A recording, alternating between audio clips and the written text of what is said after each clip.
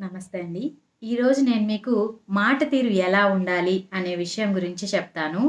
మనం నోటి ద్వారా మాట్లాడడం ద్వారానే మనుషులను ఆకర్షితులను చేస్తూ ఉంటాము. లేదు అనంటే శత్రువులను మనము తయారు చేసుకుంటూ ఉంటాం అన్నమాట మన చుట్టూ.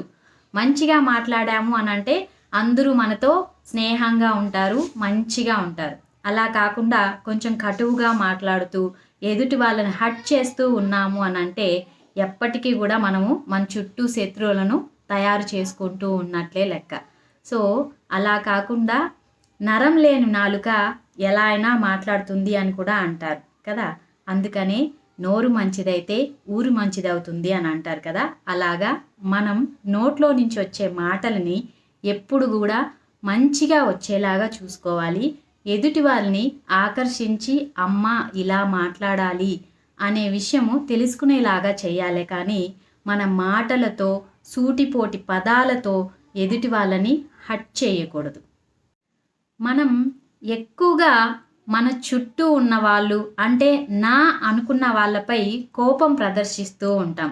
ఎలాగైతే అక్క చెల్లెళ్ళతోటి, అన్నదమ్ములతోటి, ఇంకా మన పిల్లలతోటి, హస్బెండ్ లాంటి వాళ్ళతోటి అంటే ఎవరితో అయితే దగ్గరగా ఉంటామో, మనం ఏం చేసినా వాళ్ళు మనల్ని ఏమి అనరు, అర్థం చేసుకుంటారు అనుకుంటామో అలాంటి వాళ్ళతోటే మనల్ని ఎంతో ప్రేమించే వాళ్ళపైన మనం కోపం ప్రదర్శిస్తాం. ఎందుకంటే వాళ్ళు మనం ఎలా ఉన్నా స్వీకరిస్తారు కాబట్టి.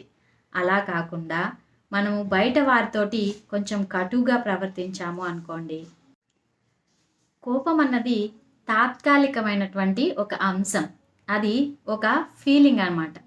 అలా ఉన్నప్పుడు దాన్ని మనము కంట్రోల్ చేసుకోకుండా ప్రదర్శించామనుకోండి, ఒక్కొక్కసారి బంధాలను విడదీసేయొచ్చు.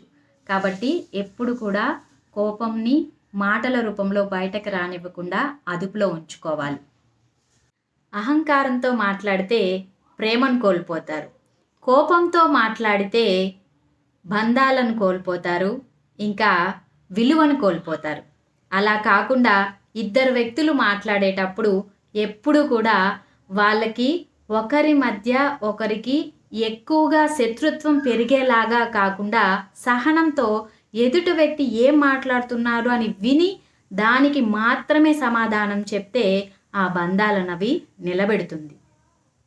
ఇద్దరు వ్యక్తులు మాట్లాడేటప్పుడు మాట పెంచితే సహనం కోల్పోతారు. కాబట్టి ఆలోచించి నిదానంగా నోటిలో నుంచి వచ్చే మాట మంచిగా ఉండేలాగా చూసుకోండి.